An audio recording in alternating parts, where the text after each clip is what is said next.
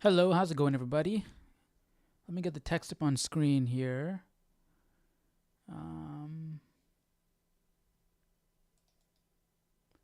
There we go. Wait, that's not it.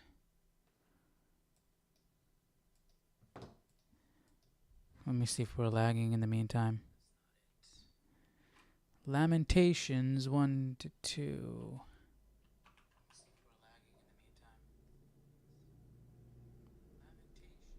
Okay, we're not lagging.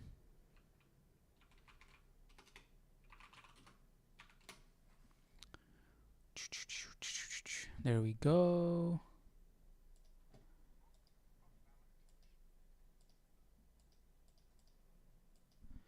Lamentations. Let me get my Bible out and then we can get started.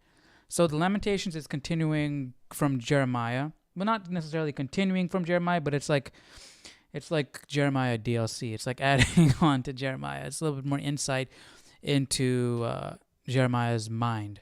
Not necessarily chronologically taking place right after. It's actually not. I'm gonna read. My Bible has it's a study Bible, so it has a brief, like a bit of an intro to each book. It has quite a few pages. I'm not gonna delve into all of it, just a little bit of it, so we can get some background information and whatnot. So let me read that real quick. Okay, so the book of Lamentations reveals the broken heart of the prophet Jeremiah.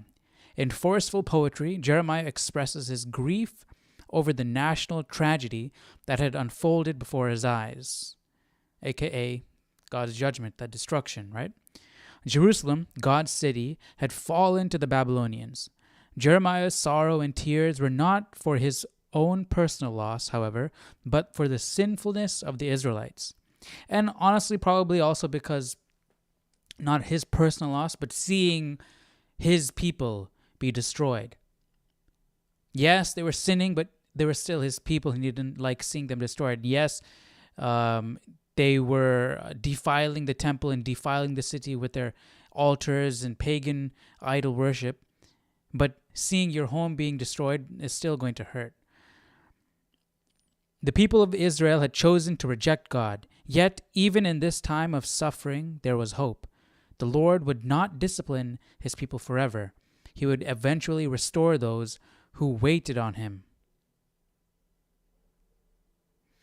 So, although no author is named in the book, the prophet Jeremiah has been traditionally identified as the writer of Lamentations. Makes sense if we're talking about Jeremiah's feelings and thoughts about the events. In fact, some copies of the ancient Greek Septuagint translation begin the book with these words: "And it came to pass, after Israel had been carried captive, and Jerusalem became desolate, that Jeremiah sat weeping, and lamented this lamentation over Jerusalem." That's cool. So, in the Greek Septuagint, it gives us a whole backdrop of the book, when it was written, who it was written by. So that's interesting. So, without further ado, let's jump into this. Lamentations, I was about to say Jeremiah. Lamentations chapter 1. The subheading is Jerusalem in Affliction.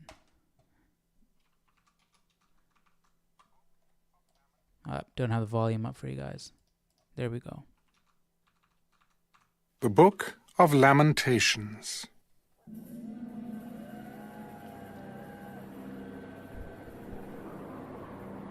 How lonely sits the city that was full of people. How like a widow is she, who was great among the nations, a princess among the provinces, has become a slave. She weeps bitterly in the night. Her tears are on her cheeks. Among all her lovers, she has none to comfort her. All her friends have dealt treacherously with her. They have become her enemies.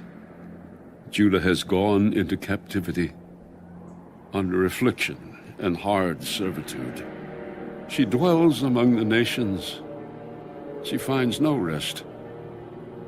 All her persecutors overtake her in dire straits. The roads to Zion mourn because no one comes to the set feasts. All her gates are desolate. Her priests sigh. Her virgins are afflicted, and she is in bitterness. Her adversaries have become the master. Her enemies prosper. For the Lord has afflicted her because of the multitude of her transgressions. Her children have gone into captivity before the enemy. And from the daughter of Zion, all her splendor has departed. Her princes have become like deer that find no pasture, that flee without strength before the pursuer. In the days of her affliction and roaming, Jerusalem remembers all her pleasant things that she had in the days of old, when her people fell into the hand of the enemy, with no one to help her. The adversaries saw her and mocked at her downfall. Jerusalem has sinned gravely, therefore she has become vile.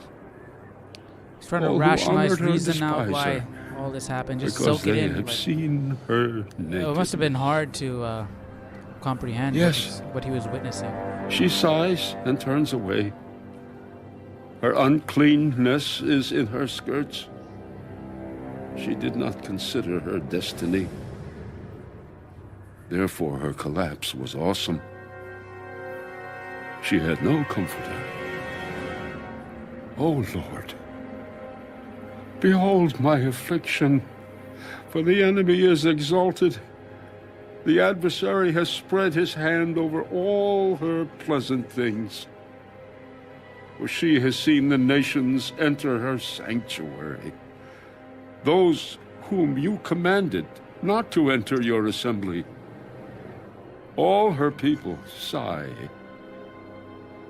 They seek bread. They have given their valuables for food to restore life. See, O Lord, and consider, for I am scorned. Is it nothing to you, all you who pass by? Behold and see if there is any sorrow like my sorrow, which has been brought on me, which the Lord has inflicted in the day of his fierce anger. From above he has sent fire into my bones, and it overpowered them. He has spread a net for my feet and turned me back.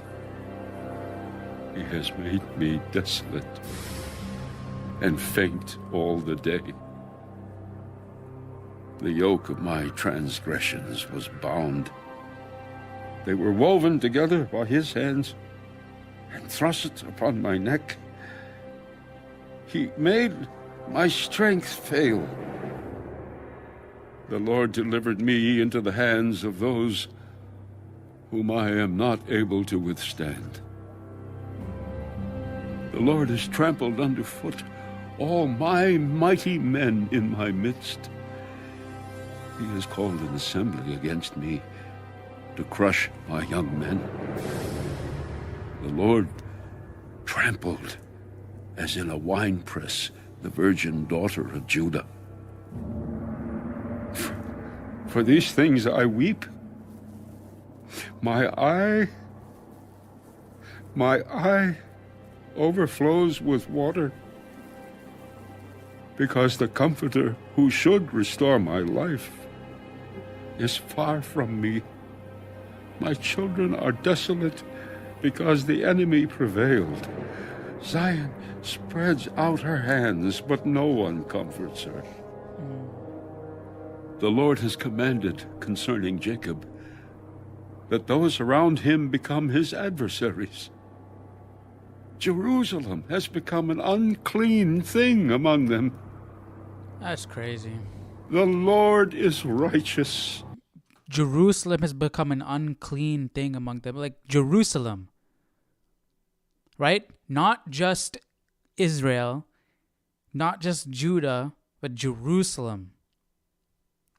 Like that was supposed to be the holy city, right? We like all of Israel was supposed to be, God's inheritance.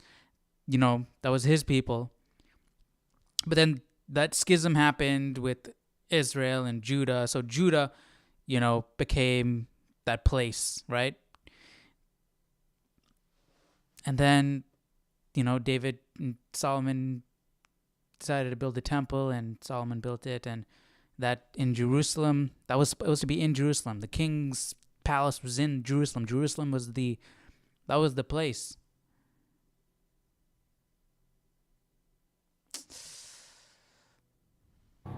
For I rebelled against his commandment.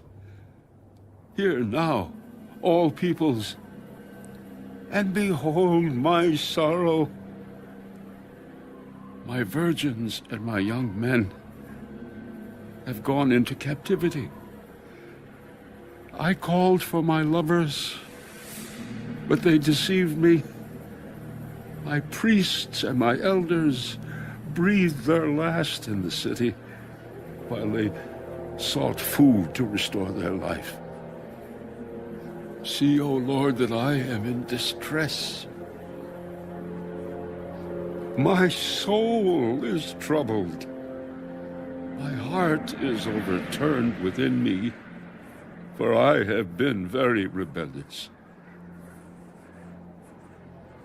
Outside, the sword bereaves. At home, it is like death. They have heard that I sigh, but no one comforts me. All my enemies have heard of my trouble.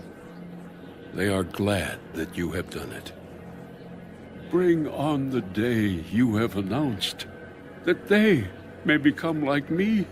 Let all their wickedness come before you, and do to them as you have done to me.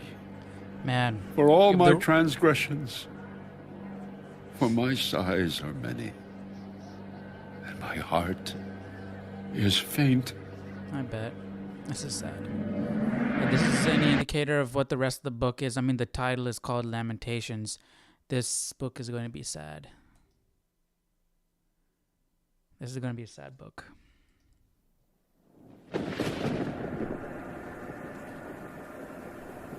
How the Lord has covered the daughter of Zion with a cloud in his anger. He cast down from heaven to earth the beauty of Israel, and did not remember his footstool in the day of his anger. The Lord has swallowed up and has not pitied all the dwelling places of Jacob. He has thrown down in his wrath the strongholds of the daughter of Judah. He has brought them down to the ground. He has profaned the kingdom and its princes. He has cut off in fierce anger every horn of Israel. He has drawn back his right hand from before the enemy. He has blazed against Jacob like a flaming fire, devouring all around. Standing like an enemy, he has bent his bow. With his right hand like an adversary, he has slain all who were pleasing to his eye. On the tent of the daughter of Zion, he has poured out his fury like fire. The Lord was like an enemy. He has swallowed up Israel. He has swallowed up all her palaces. He has destroyed her strongholds and has increased mourning and lamentation in the daughter of Judah. He has done violence to his tabernacle. Yeah, imagine, this is, but see, that goes to show, well, before I jump into that, This is his tabernacle, his holy place, where he came down. Right, the whole thing, and with Solomon, right, the like the temple and everything. Like, these were sacred places. God held them at a high value and expected the people to hold them to a high value because he asked them to, right? God came down, the pillar of smoke and all that stuff. Man.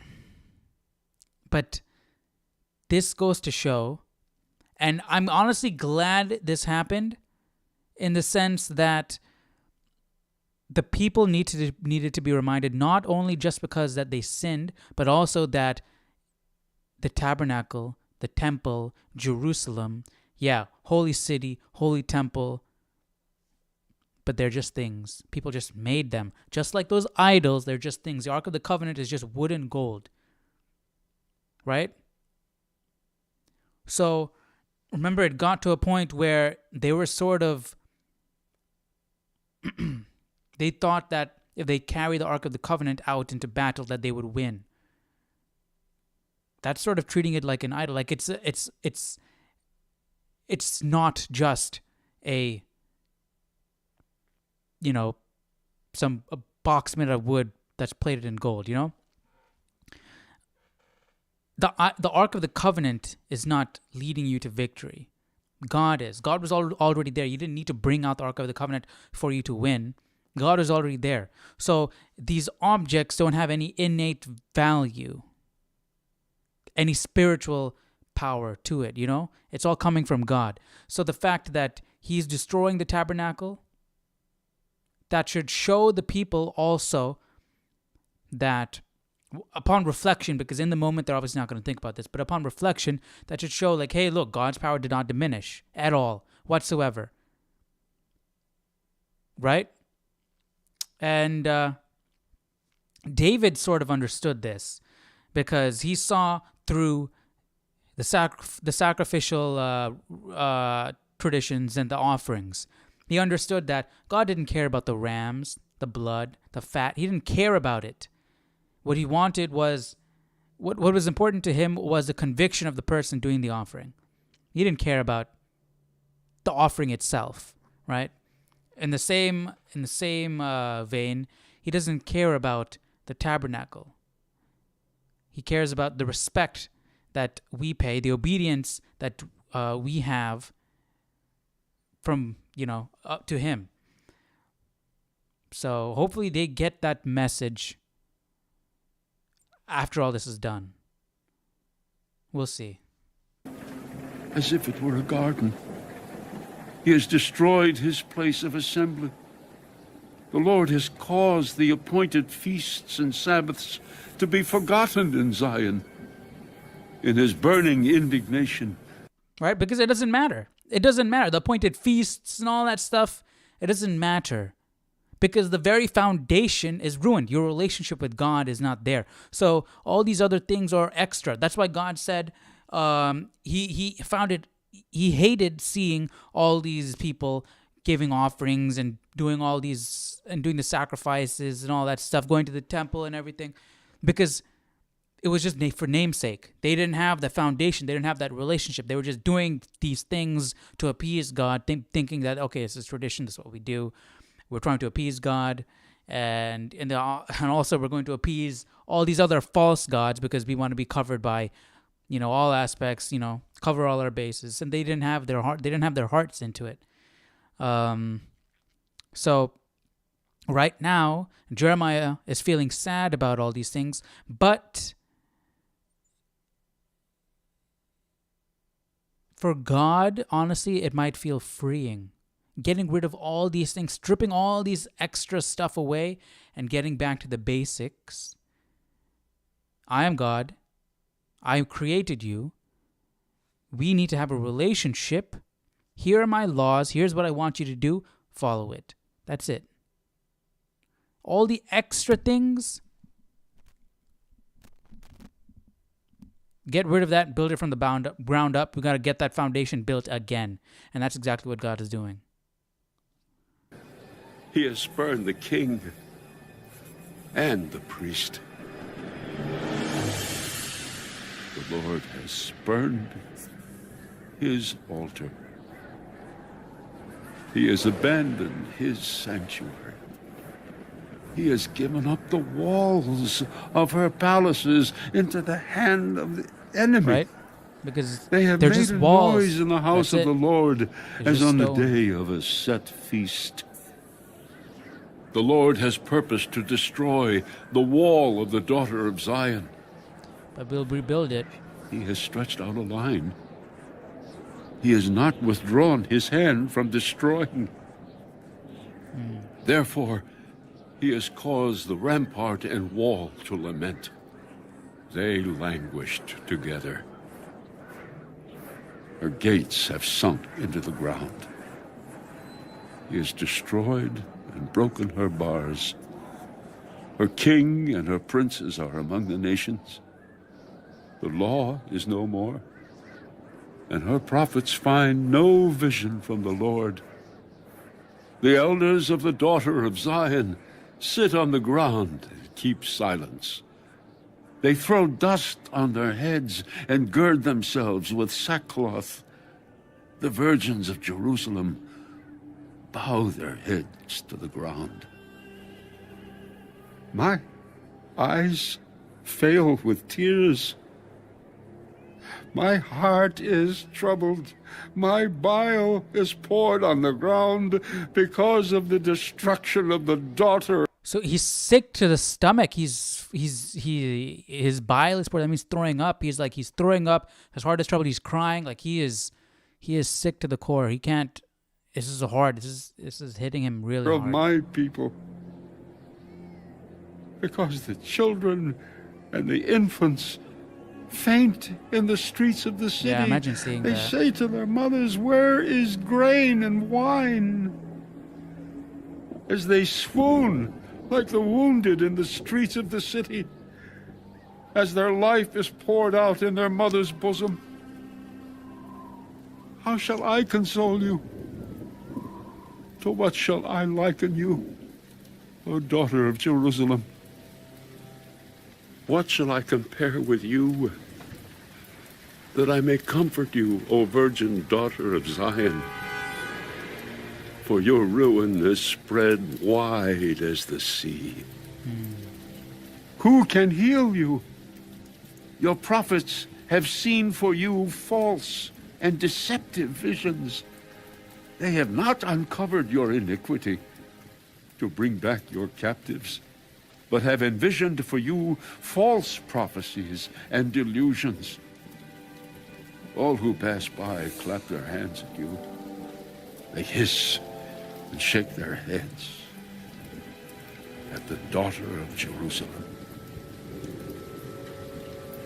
Is this the city that is called the perfection of beauty, the joy of the whole earth? All your enemies have opened their mouth against you. They hiss and gnash their teeth. Yeah, They it say, doesn't look like the "We perfection have of beauty swallowed anymore. her up. Surely this is the day we have waited for. We have found it. We have seen it. The Lord has done what he purposed. He has fulfilled his word, which he commanded in days of old. He has thrown down and has not pitied, and he has caused an enemy to rejoice over you. He has exalted the horn of your adversaries. Their heart cried out to the Lord, O wall of the daughter of Zion, let tears run down like a river day and night. Give yourself no relief, give your eyes no rest.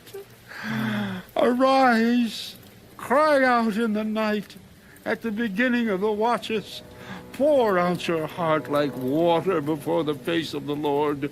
Lift your hands toward him for the life of your young children who faint from hunger at the head of every street.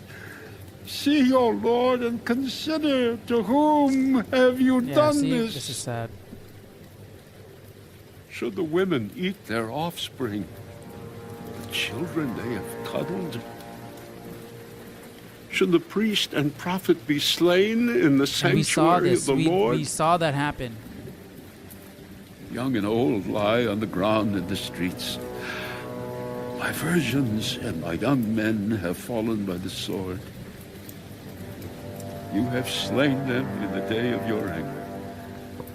You have... That's something that Moses prophesied. That if they turn to idols, that's gonna happen. slaughtered and not pitied.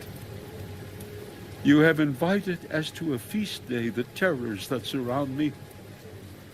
In the day of the Lord's anger, there was no refugee or survivor. Those whom There were, though. There was a remnant in Jerusalem, and they decided they don't want to be ruled over by the governor, the new set governor. And so they flee to Egypt and were destroyed there. But then there were still some who escaped from there too.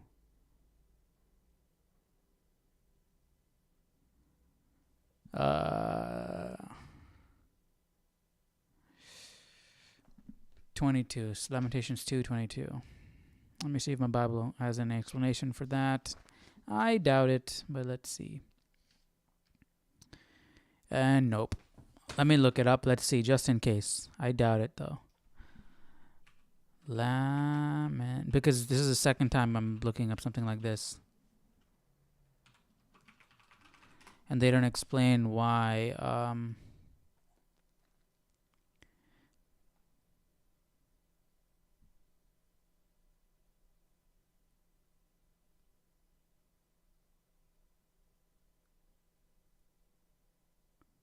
Is it not talking about it at all?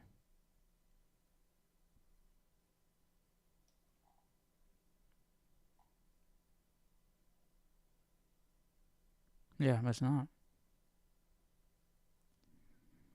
I mean, I guess we can't take it literally there. You have, where is it? There was no refugee or survivor, but there were. So.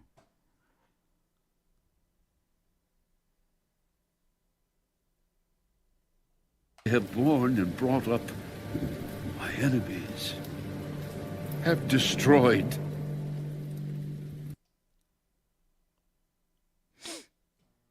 So, yeah, that's odd. I don't know why it keeps saying that it's going to be complete desolate. No animals, no plants, no people. Everything is gone.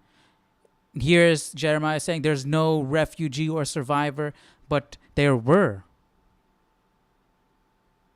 So, I don't know how that works. Let me know, what do you guys think about that? That was a question that I had earlier when we were reading in Jeremiah too. So, but that's going to be it for today. Tomorrow, we're going to jump into chapter 3, the prophet's anguish. We covered a lot of anguish today, but anguish and hope. So, I'm guessing God is going to come to him and say, hey, don't cry. We're going to rebuild in time. In 70 years, a man by the name of Cyrus is going to come and free my people from captivity. Lamentations is a short book. Yeah, Lamentations is short. It makes sense. How much is Jeremiah going to cry? We got some, we covered the events in Jeremiah.